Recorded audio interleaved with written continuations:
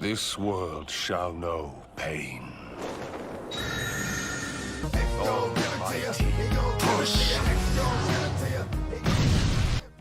It was pouring rain. The darkness of the stormy skies reflected her dark mood. Her once snow-white sleeves were muddied. She let out a deep sigh as she returned to her training. Training was all she did these days. Training to fill the emptiness of her life and to forget the memories that still were haunting her. A faint sense of longing could be seen in the push and pull of the crescent pendulum as she trained. It was all she had left to connect her to her past. As she tormented over her foggy memories, a single blood drop trickled down from her worried lips. She ceased her training and collapsed into the mud. She did not care that the mud splashed onto her left cheek or soaked her body. It was then, through her blurry eyes, she saw a thickly armored shoe coming into view. It looked familiar. It had a pattern that she only recognized from her home kingdom in the east. Then she heard a voice in a tongue she had not heard since she had left her home in the east. Your elegant movements have been marred by your distracted mind. Now, what can we do about this? She looked up, and there they were, those familiar eyes. The moment she met those eyes, her world turned upside down and it felt like time froze over. She couldn't help but shout out the name of the man she thought she had lost forever. It could not be. He was dead. After all, she had buried him with her own hands. Yet instead of looking out for her from the afterlife, he was standing right in front of her, flesh and bone. Seeing him in front of her unscathed, the memories she had buried and tried to forget, these memories came flowing into her like a burst dam. I once promised you, no matter where you are, I will always be with you. Do you believe me now? We devoted everything to our kingdom, and all we got was betrayal. Others have betrayed us for their own greed, but by some miracle we have both survived. Even in our hearts may be shadowed in darkness after that betrayal, we are still the only ones who can save this troubled kingdom and those who live in it.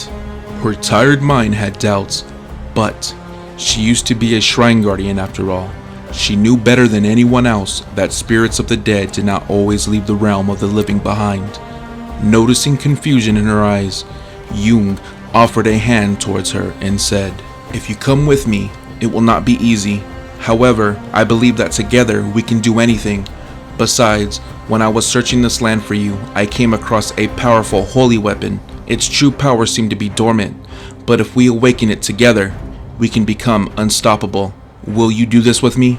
She thought there was nothing holding me to this lonesome place. She nodded and grasped Jung's offered hand to pull herself up from the mud. She let out her spiritual powers, pulling her towards their destination. Several days had passed when they came across a pair of old glaives half buried in the ground. To the ordinary eyes, they looked no different from two rusty swords, but she could feel an overwhelming strong power spilling out from the glaives. As Jung claimed, they indeed seemed to be a powerful, holy weapon. She thought, with these glaives, we can bring justice to all those who betrayed us and rebuild the kingdom as a just and civilized place, like we've always dreamed of. She reached for the glaives with the power to shape their future, when suddenly the skies filled with stormy clouds and a thundering roar. As she looked around at the sudden commotion around her, a dark form started to slowly crawl from the glaives and up her fingers. Panicking, she looked towards Jung. Jung looked at her panicked eyes and let out a malicious smile. "Oh, you poor gullible shrine guardian. Did you truly believe the dead could be brought back from the grave? You were so easily fooled. All I did was dig up Jung's armor from the grave you buried him in. The dark power of the glaives has already seeped into your body. Soon it will take over your entire being, and nothing and no one will be able to stop us." "You traitor!" she shouted. It was a face she would never forget, not if she lived for 1,000 years. As she watched, a dark energy surrounded Jung and his face melted to reveal his true form of the traitor. She reached for her crescent pendulum, but instead clutched her chest in horror and disgust. "You have awakened the crimson glaives which have lain dormant for thousands of years. It seems like I was right to lure you to this place. Now that you have touched the glaives, It is only a matter of time before your soul becomes steeped in darkness. Once the glaives are done corrupting your soul, I can safely take the glaives and use them too. In that moment, the noble sword pierced the traitor's brow and put an abrupt stop to the villainous monologue. However, as she was pulling out her sword, she suddenly noticed a strange and musky smell. The traitor had not died. Rising up, the traitor took out a pitch-black stone and swallowed it whole. Of course, I have underestimated your strength.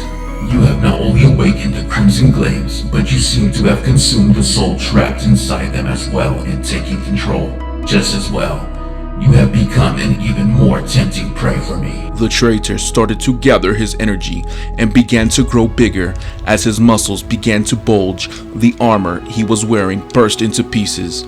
She couldn't think straight. It was as if a hurricane was sweeping through her head. She wanted to become more powerful and take revenge, but her frustrations with the world and her situation only brought turmoil to her mind. All she could think was to cut everything down in front of her and get rid of all nuisances. She brought up her noble sword to parry the monstrous traitor's claws, and soon there was only sounds of the battle. The traitor laughed and ridiculed her, but as the fight continued, he realized that he could not triumph over the woman who had consumed the soul trapped in the Crimson Glaives. Cursing with all grudges against her was the only thing that he could do. As the traitor laid in defeat after receiving a fatal wound, he coughed up blood and said, "Look at yourself. Your soul is just tainted, and your ideals are corrupted. You may have taken my life, but you'll become the same as me, a creature of bloodlust and chaos. Your justice will become revenge, and your compassion, selfishness. As the Crimson Glaives have chosen you, the only path you are on is to the grim afterlife, where Jung awaits you." With those last words, the traitor died and his body disappeared. What had happened? Was it really the traitor that led her here? Or this all in her mind playing tricks, drawing from her emptiness, loneliness, and anger? Yet, if it had truly been him, how had he gained that dark and monstrous power? With a sigh, she stood up. She held each blade of the Crimson Glaives in her hands. The Crimson Glaives, which only accept those with a malicious soul, had been awakened for the first time in eons. It was pouring rain again. The darkness of the stormy skies reflected her dark mood. Lifeless bodies piled up in the grassy meadows. Standing amongst the bodies, she let out an unhinged sound, half laughter and half cry. She looked down at the carnage she had caused and let out a smile. The once warm scent of orchids became the cold, metallic scent of blood and seeped into the earth.